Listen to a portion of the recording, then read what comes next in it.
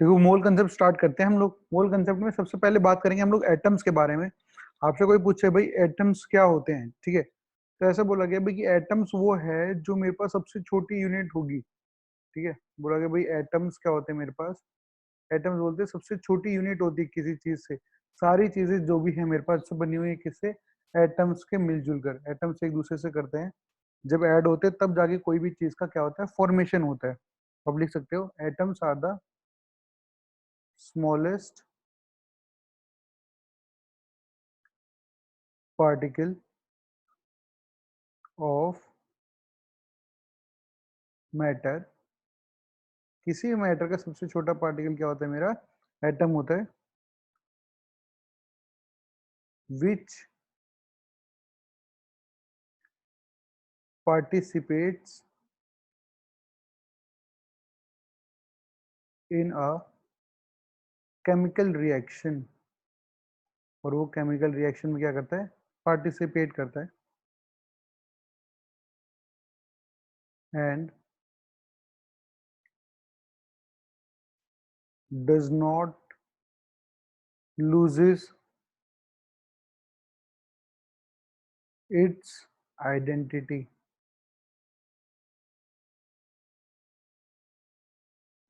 अगर मैं आपको समझाने चाहूँ तो हम बता सकते हैं भाई कोई भी रिएक्शन है, जैसे मैं बोलूँ भाई कि मेरे पास यहाँ पे मैंने एक रिएक्शन करवाया कार्बन प्लस ऑक्सीजन का, तो मेरे को पता है भाई मेरी CO2 गैस बन गई।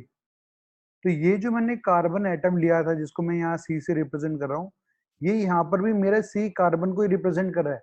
यहाँ ये C आके सोडियम नहीं बन गया। ठीक है, तो यहाँ पर अगर C मेरा कार्बन है तो यहाँ पर आके C भी मेरा क्या है, कार्बन ही है। ठीक है, तो इसने अपनी आइडेंटिटी क्या है, लूज नहीं की किसी भी रिएक्शन के दौरान, वो सेम ही रहेगा। ठीक है, तो आपके पास एटम क्या होता है, सबसे छोटा पार्टिकल होता है मैटर का, जो कि किसी केमिकल रिएक्शन में पार्टिसिपेट कर सकता है और अपनी आइडेंटिटी लूज नहीं कर सकता। और ये इंडिपेंडेंट एग्जिस्ट कर सकता है। ठीक है, जैसे आपको पता है, आप कोई भी एक रॉड लेते हो, अगर ये आयरन रॉड है तो इसके अंदर क्या होते हैं, आयरन रॉड है तो आपके पास Fe एटम्स है। आयरन को किससे रिप्रेजेंट करते हैं हम लोग, Fe से। तो Fe एटम्स एक दूसरे के पास में रखे होंगे, बहुत क्लोजली पैक्ड होंगे, उनके बीच में कोई डिस्टेंस नहीं होगा। ठीक है, तो क्या होता है आपके पास Fe एटम्स एक दूसरे के पास रखे रहते हैं इस तरीके से। ठीक है, अब क्या है, इनकी है ना, कभी भी एटम्स की इंडिपेंडेंट एग्जिस्टेंस नहीं होती है, वो हमेशा एग्जिस्ट करते हैं इन फॉर्म ऑफ मोलिक्यूल्स। जैसे आप बात करो ऑक्सीजन की, तो ऑक्सीजन कभी आपको O के फॉर्म में नहीं मिलेगा। ऑक्सीजन का ऑल दो सिंबल जो है वो O है, ठीक है, बट वो O के फॉर्म में नेचर में नहीं मिलता। कैसे मिलता है आपको, O2 के फॉर्म में। ठीक है, कार्बन कभी C नहीं मिलेगा, CO2 के फॉर्म में मिलेगा। ठीक है, तो क्या करते हैं, किसी आपके पास बहुत सारे एटम्स कंबाइन करके क्या बनाते हैं, मॉलिक्यूल्स। और मॉलिक्यूल्स आपके इंडिपेंडेंट एग्जिस्ट करते हैं, बट एटम्स का कभी भी इंडिपेंडेंट एग्जिस्टेंस नहीं होता। जैसे हम लोग Fe की बात करें, आप बोलोगे सर इसमें तो Fe जो है मेरे पास सॉलिड स्टेट में सब लोग एक साथ एक के पास एक है। ठीक है, ऐसा नहीं होता। इसमें क्या होता है, एक Fe दूसरे Fe के साथ कनेक्ट होता है थ्रू मेटेलिक बॉन्ड। ठीक है, तो सारे Fe क्या होते हैं, एक दूसरे के साथ कनेक्टेड होते हैं in the form of molecule. तब जाके आपका Fe का क्या होता है, मॉलिक्यूल फॉर्मेशन हो रहा होता है और आपकी जो रॉड है वो एग्जिस्ट करती है। ठीक है, तो एटम्स कभी भी इंडिपेंडेंट एग्जिस्टेंस नहीं रखते, वो हमेशा मॉलिक्यूल्स के फॉर्म में ही एग्जिस्ट करते हैं। तो आप लिख सकते हैं इस बात को, atoms have no independent IND existence. ठीक है, एटम्स किस फॉर्म में एग्जिस्ट करते हैं, मॉलिक्यूल्स। मॉलिक्यूल्स का होता है कॉम्बिनेशन ऑफ एटम्स। तो हम लोग बात करते हैं, यहाँ लिखते हैं हम मॉलिक्यूल्स के बारे में कि मेरे मॉलिक्यूल्स क्या हैं।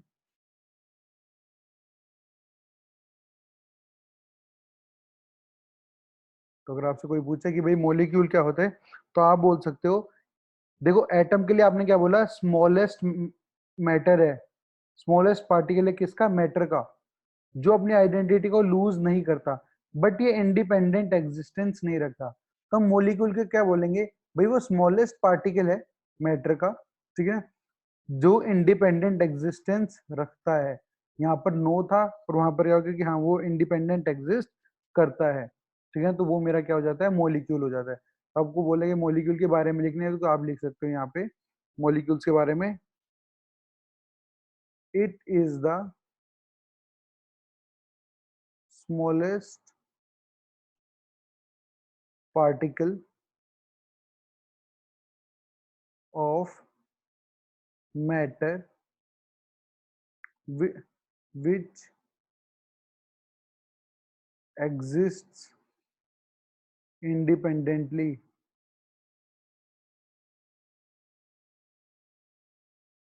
जो इंडिपेंडेंट एग्जिस्टेंस रखता है। ठीक है, ये हमने बात की एटम्स के बारे में और मॉलिक्यूल्स के। एटम्स क्या है, छोटे, सबसे छोटे पार्टिकल है किसी मैटर के जो अपनी आइडेंटिटी लूज नहीं करते और इंडिपेंडेंट एग्जिस्ट नहीं कर सकते। बट जहाँ मॉलिक्यूल्स की बात करें, जैसे O2 गैस है, N2 गैस है, SO2 गैस है, ठीक है, तो आपके पास ये सब कैसे एग्जिस्ट कर रहे हैं, in the form of molecules.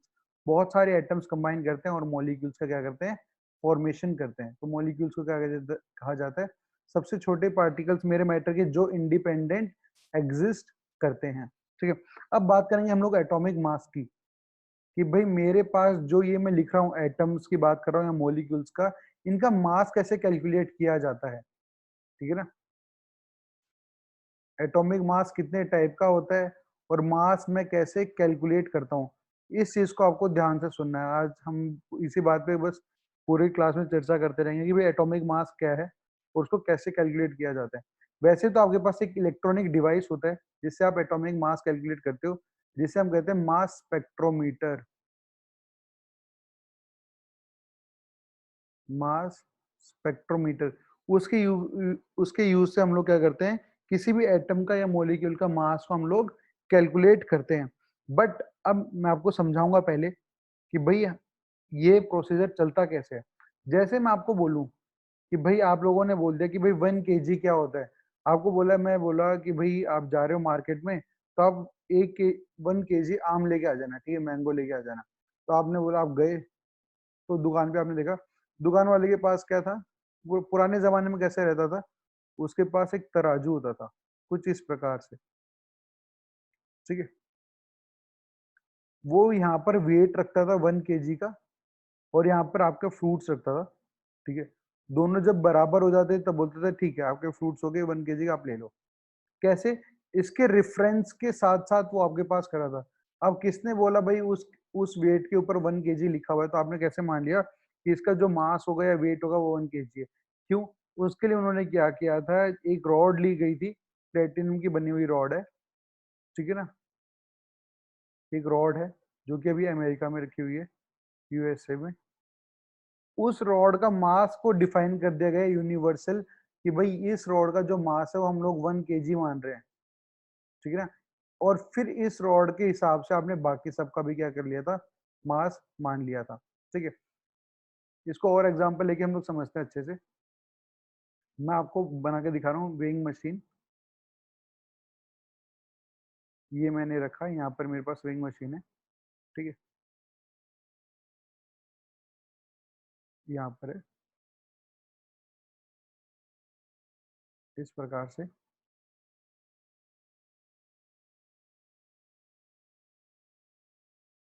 ठीक है, आपने दोनों चीजें यहाँ रख ली। आपने क्या किया, एक सिलेंडर लिया, ये वाला सिलेंडर, ठीक है, आपने एक सिलेंडर लिया, उसको यहाँ रख दिया। ठीक है, तो आपने यहाँ पर एक छोटे से बॉल रखे, आपने एक छोटी सी बॉल रखी। ठीक है, आपने देखा कि भाई स्टोन का या बॉल का, आपने बोले भाई एक बॉल रखी है आपने या स्टोन रखा है, इस स्टोन का मास इस रॉड के बराबर है। तो ठीक है, आपका व्हील कैसा हो गया, बैलेंसिंग हो गया। अब आपने इससे बड़ा एक पत्थर लाके यहाँ रख दिया। जैसे आपने यहाँ पत्थर रखा, तो एक रॉड इसका ये नीचे हो गया क्योंकि इसका मास ज्यादा हो गया, ये भारी हो गया। तो उसने क्या किया, यहाँ पर एक रॉड और रखा। फिर उसने देखा यार अभी भी ये भारी है क्योंकि ये मेरे पास नीचे आ गया था। फिर उन्होंने एक रॉड और रखा यहाँ पे। जैसे उन्होंने 3 सिलेंडर रखे यहाँ पे लाके, तब उन्होंने देखा यार दोनों साइड का मास क्या हो गया, बराबर हो गया। फिर उन्होंने यहाँ पर एक बहुत बड़ा पत्थर और रखा लाके। ठीक है, तो उन्होंने देखा भाई तीन, अब ये 3 जब यहाँ पर पत्थर रखे हुए थे, इनका वेट और भी बहुत ज्यादा था, तो यहाँ पर इनको और इलेक्ट्रोड्स को रखना पड़ा। ये और ज्यादा रोड लेके आए और रोड को रखा। जब उन्होंने 5 रखी, तब इन दोनों का वेट कैसे हो गया बराबर। तो जो ये सबसे छोटा स्टोन था मेरे पास, जो मैंने सबसे पहले रखा था, तो मैं बोल सकता हूँ इस स्टोन का जो मास था वो एक सिलेंडर के बराबर था। ठीक है। फिर मैंने दूसरे नंबर पे जो पत्थर रखा था, स्टोन रखा था, उसका मास मैं कह सकता हूँ वो उसका मास 3 सिलेंडर के बराबर था। और जो सबसे लास्ट में मैंने ये स्टोन रखा, मैं बोल सकता हूँ इसका मास मेरे पास 5 सिलेंडर के बराबर था। ठीक है ना। तो सबसे छोटा स्टैंड किसके पास था, 1 सिलेंडर के बराबर। जो दूसरे नंबर पे मैंने पत्थर रखा था, उसको बैलेंस करने के लिए मुझे यहाँ 3 सिलेंडर रखने पड़े थे, तो मैंने कह दिया इसका मास जो है वो 3 सिलेंडर के पास है। ठीक है। और लास्ट में मेरे पास क्या हुआ, जब मैंने 5 सिलेंडर रखे, तो सबसे बड़ा वाला पत्थर जो मैंने लास्ट में रखा था, उसको बैलेंस करने के लिए मेरे को 5 सिलेंडर रखने पड़े। तो मैंने बोल दिया भाई सबसे वाला छोटा वाला जो स्टोन था, उसका मास 1 सिलेंडर के बराबर है, मिडल वाले का मास 3 सिलेंडर के बराबर, और सबसे बड़ा जो मैंने स्टोन रखा, उसका मास 5 सिलेंडर के बराबर है। ठीक है। तो बार बार वर्ड सिलेंडर लिखने के बढ़िया मैंने रिप्रेजेंट कर दिया कि भाई मैं इसे सिलेंडर नहीं लिखूंगा, तो मैं 1 सिलेंडर को बराबर लिख देता हूँ 1 केजी के। ठीक है ना। इसको आपने डिफाइन कर दिया कि मेरा एक सिलेंडर किसके बराबर है, 1 केजी के बराबर है। ठीक है। जो वो ये वाला सिलेंडर था। अब उन्होंने बोला कि ठीक है 1 केजी के बराबर है, तो इतना बड़ा लिखने की जरूरत नहीं है, मैं कह दूंगा कि सबसे छोटा वाले स्टोन का मास था 1 केजी। जो ये दूसरा था, 1 सिलेंडर किसके बराबर है, 1 केजी के। 3 सिलेंडर किसके बराबर होगा, 3 केजी के बराबर। 5 सिलेंडर किसके बराबर होगा, 5 केजी के बराबर होगा। ठीक है। तो इस तरह से क्या कर दिया गया, मास को डिफाइन कर दिया गया। अब क्या करते हैं कि भाई आपको कोई भी चीज का वेट नापना है, आप यहाँ रखो, यहाँ पर आप अपना वेट रख देते हैं जो कि दुकानदार के पास प्रेजेंट होता है, 1 केजी का, 2 केजी का, 500 ग्राम्स का भी होता है उनके पास। ठीक है। 250 ग्राम्स का भी होता है, 5 केजी का भी होता है, तो वो उनको यहाँ रखते हैं और दोनों चीज को बैलेंसिंग कर देते हैं। फिर बोलते हैं भाई इसका मास इतना होगा by the calculation of this cylinders. तो उन्होंने बोल दिया भाई एक सिलेंडर का मास कैसा है, 1 केजी, तो इसलिए इस पत्थर जो आपने सबसे पहले रखा था वो 1 केजी का है, ये वाला 3 केजी का है, और ये वाला कैसे आपके पास 5 केजी का इनका मास है। ठीक है। ठीक है। अब मेरे को पता था कि भाई एटम का, हम लोगों ने क्या किया, किसी भी चीज के मास के लिए तो हमने सिलेंडर को रेफरेंस फ्रेम मान लिया, तो अब मुझे मास कैलकुलेट करना था किसका, एटम्स का। तो जैसे मैंने यहाँ एक सिलेंडर को रेफरेंस फ्रेम माना था, तो उसी तरीके से जब मुझे मास कैलकुलेट करना था एटम्स का, तो मैंने कार्बन 12 के एटम का क्या किया, उसको रेफरेंस माना। ठीक है ना। कार्बन के दो आइसोटोप्स होते हैं, एक होता है 12 और एक होता है 14। तो कार्बन 12 को जो था, उन्होंने बोला कि भाई हम इसको रेफरेंस फ्रेम मानते हैं, और इसके रिस्पेक्ट में बाकी सबका मास हम लोग क्या करेंगे, कैलकुलेट करेंगे। ठीक है ना। किसके रिस्पेक्ट में, कार्बन 12 के।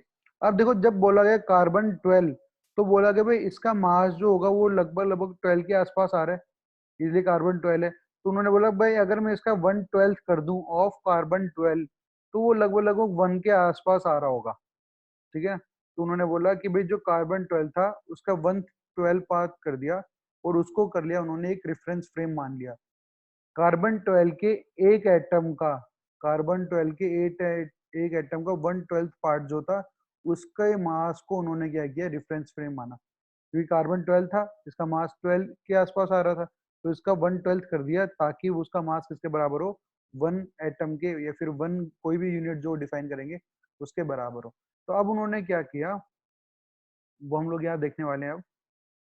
सेम वही चीज हम बैलेंसिंग पे रखेंगे। ठीक है ना। ये मेरे पास बैलेंसिंग है, कुछ चीजें मैं यहाँ रखूंगा जिनका मास कैलकुलेट करना है, और बाकी चीजों को मैं यहाँ रखूंगा, एटम्स को। देखो इस प्रकार से ध्यान से सुनते जाना, ये मेरी बैलेंसिंग थी। ठीक है ना। मैंने यहाँ पर एक एटम रखा, किसका, 1/12 ऑफ कार्बन 12 का। ठीक है। मैंने यहाँ पर समझ लो हम ऑक्सीजन का मास कैलकुलेट करते हैं। ठीक है। ऑक्सीजन लिया मैंने, ऑक्सीजन का यहाँ पर रखा, और मैं शुरू हो गया ऑक्सीजन का मास कैलकुलेट करने के लिए। भाई ऑक्सीजन का एक एटम मैंने यहाँ कर ला के रख दिया, ऑक्सीजन का जो सिंबल होता है वो होता है O, तो मैं यहाँ लिख देता हूँ O है, ठीक है ना, ऑक्सीजन का सिंबल है। ठीक है, मैंने देखा कि भाई अभी इसका मास ज्यादा, तो ये नीचे आ रहा था और ये ऊपर था, तो मैंने और एटम्स रखे यहाँ पर कार्बन 12 के लाके, जैसे मैंने यहाँ पर इस केस में किया था। जब मैंने बड़ा पत्थर रखा था तो मुझे और सिलेंडर रखने पड़े थे, तो मैंने और एटम रखे ला ला के, ठीक है।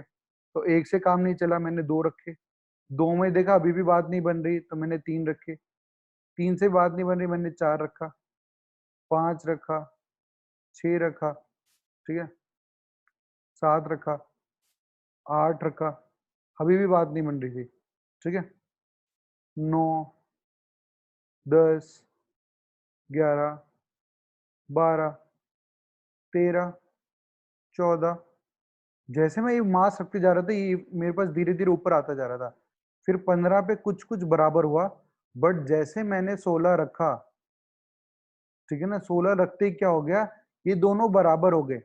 ये तो एक था, दो, तीन, चार, पाँच, छ, सात, आठ, मैंने कैलकुलेट कर लिए, 9, 10, 11, 12, 13, 14, 15 और 16।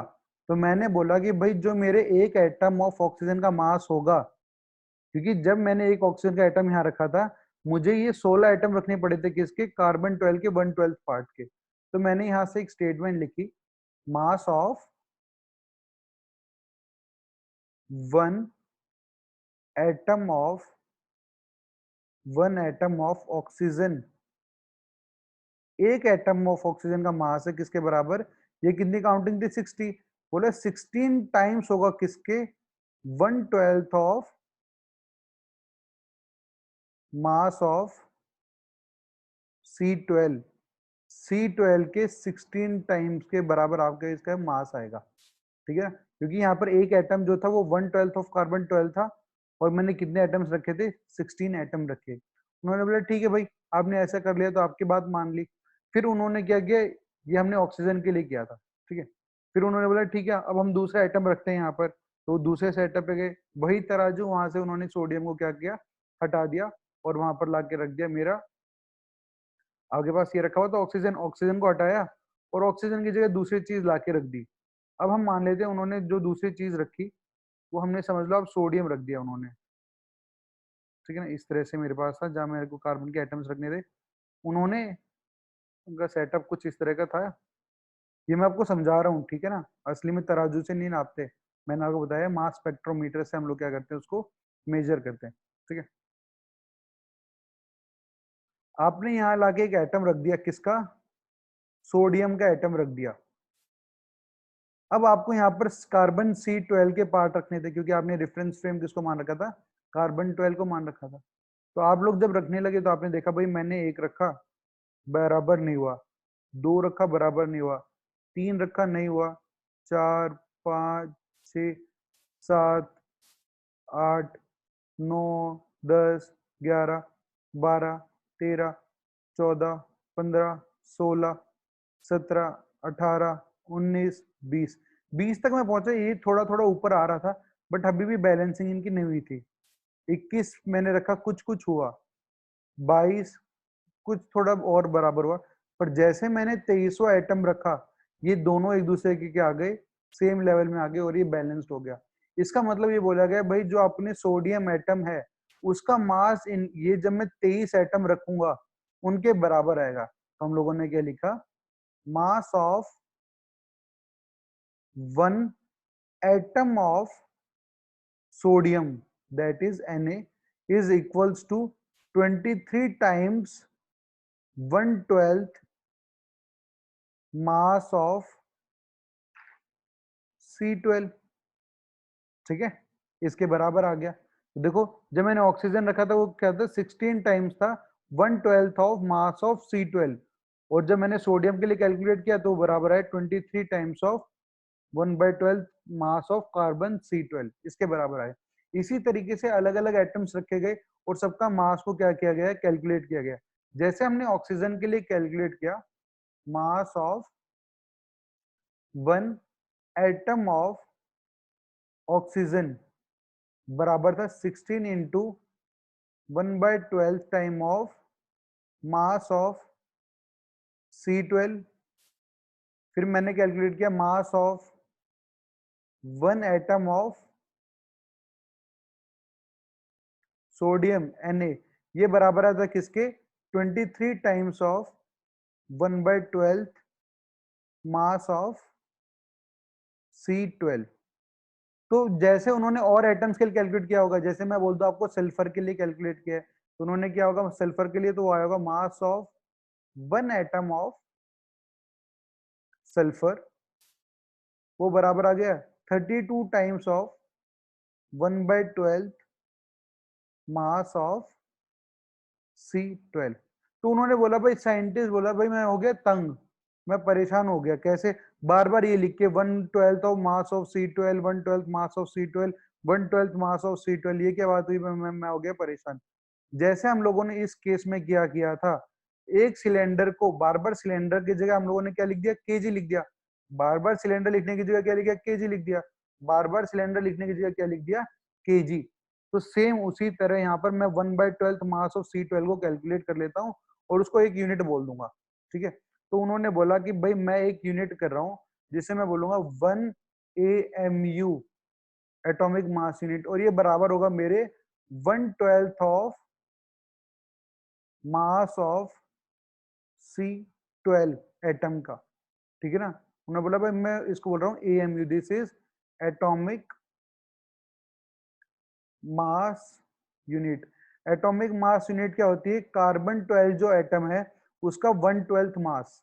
ठीक है ना, तो ठीक है 1/12, और जब कार्बन 12 के जो आपका मास कैलकुलेट किया गया वो वैल्यू बराबर होती है 1.99 इंटू 10⁻³ -23 ग्राम्स के बराबर आ रहा था। ठीक है ना, किसका, एक एटम ऑफ कार्बन जो है, कार्बन C12 का जो एक एटम है उसका मास जो था वो इस कितने ग्राम से बराबर आ रहा था। ठीक है, फिर उन्होंने क्या किया, इसको डिवाइड कर दिया और बोला जब आप इसको 12 से डिवाइड करोगे तो ये वैल्यू आ जाएगी आपके पास 1.66 इंटू 10⁻24 ग्राम्स। तो यहाँ से एक यूनिट बता दी गई कि भाई आपका जो 1 AMU बराबर होता है वो बराबर होता है 1.66 इंटू 10⁻24 ग्राम्स के बराबर होता है। ठीक है, ये वैल्यू आपको याद भी रखनी है, ये आगे बहुत काम आने वाली है। कि अगर आपको बोलेंगे कि कार्बन 12 के एक एटम का आप मास बताने जाओगे तो आप बोलोगे भाई उसका एक एटम का मास जो है वो तो मेरे पास क्या होता है 1.99 इंटू 10⁻23, और एक AMU जो हमने डिफाइन किया था वो क्या किया था 1/12 मास ऑफ C12, उसकी वैल्यू कितनी आती है 1.66 इंटू 10⁻24 ग्राम्स। ठीक है, तो देखो अब 1/12 मास ऑफ C12 को मैंने क्या बोल दिया 1 AMU। ठीक है, तो अब मैं यहां पर आ जाता हूं, 1/12 मास ऑफ C12 को मैंने तो 1 AMU बोल दिया, तो ये किसके बराबर हो जाएगा, ये बराबर हो जाएगा मेरे पास 16 इंटू 1 AMU, तो ये बराबर हो जाएगा मेरा 16 AMU के बराबर। अगर आपको मास ऑफ ऑक्सीजन एटम पूछा जाएगा तो आप बोलोगे 16 AMU। AMU क्या है, एटॉमिक मास यूनिट, एक एटम का मास है ये, ऑक्सीजन का आप एक एटम लोगे उसका मास कितना है 16 AMU। ठीक है, आपको बोलता है भाई सोडियम का मास कितना है, आप बोलोगे 23 इंटू 1/12 मास ऑफ C12 को तो मैंने क्या बोला है 1 AMU, तो मैंने यहाँ लिख दिया ये बराबर है इंटू 1 AMU, ये बराबर आ गया मेरे पास किसके 23 AMU के बराबर आ गया। ठीक है ना, इसको मैं लिखूंगा 32 इंटू 1 AMU, तो ये किसके बराबर है मेरा, सल्फर का मास जो है वो 32 AMU के बराबर है।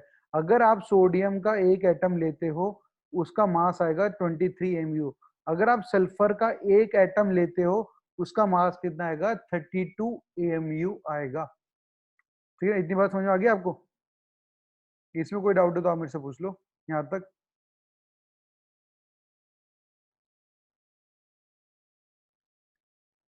यहाँ तक किसी पार्ट में तो डाउट है तो आप मुझसे पूछ लो, ताकि फिर हम आगे बात करेंगे, और नहीं लिखा है तो आप फटाफट लिख लो इसे।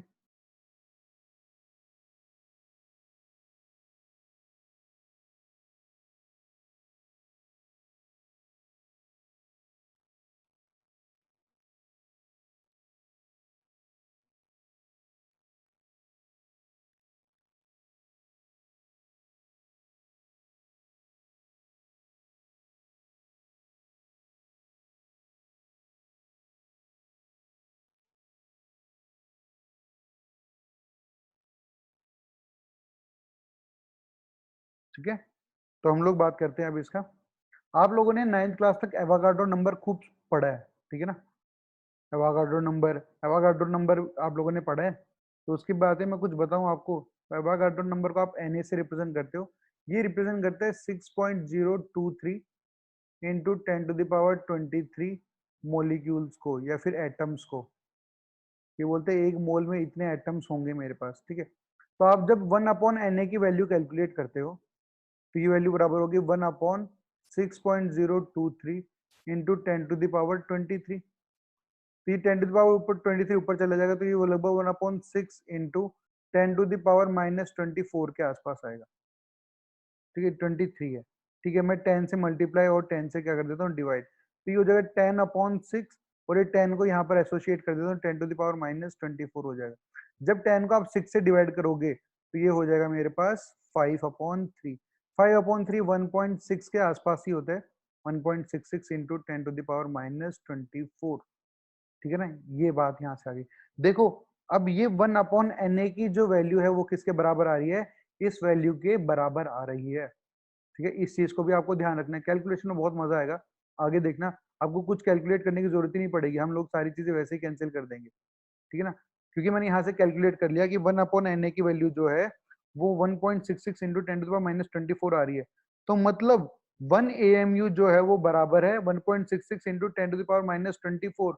और ये जो क्वांटिटी है 1.66 इंटू 10⁻24, ये बराबर है किसके, 1/Na के। तो आप यहाँ लिख सकते हो, एक बात को आप लिख सकते हो, 1 AMU is equals to 1.66 into 10⁻24 grams. और इस वैल्यू की जगह मैं लिख सकता हूँ this is equals to 1/Na gram, ठीक है ना। क्योंकि 1/Na को जब आप कैलकुलेट करते हो उसकी वैल्यू 1.66 इंटू 10⁻24 ही आती है, जो कि मैंने आपको यहाँ कैलकुलेट करके दिखा दिया, ठीक है। ये वैल्यू आती है, इस वैल्यू को भी आपको ध्यान रखना है। ये बेसिक चीजें हैं, अगर आपको ये समझ में आ गया ना कि भाई मेरे पास कैसे कैलकुलेट किया है, आगे तो चैप्टर हलवा है, फिर आगे कुछ भी नहीं है,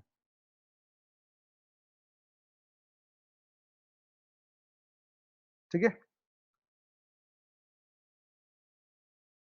तो देखो, आप लोगों से जब एटॉमिक मास की बात की गई यहाँ पे, आपसे बोला भाई एटॉमिक मास क्या है, तो हम लोग कुछ नहीं बोल पाए। अब हम लोग बोल सकते हैं भाई एटॉमिक मास क्या है। आपने एक तराजू की तरफ तो कार्बन C12 के एटम रखे हैं, और दूसरी तरफ आपने क्या रखा हुआ है, एटम रखा हुआ है जिसका मास मैं कैलकुलेट करने जा रहा हूँ, ठीक है ना। तो इसको इसीलिए हम लोग रिलेटिव मास यूनिट भी कहते हैं, क्योंकि आप इनके रिलेटिव, इनके कार्बन 12 के रिलेटिव में इसका मास को क्या कर रहे हो, कैलकुलेट कर रहे हो।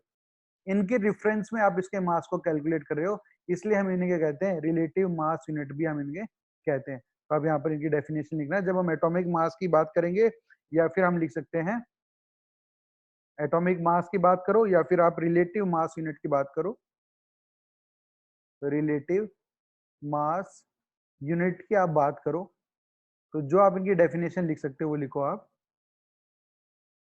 It is basically a number which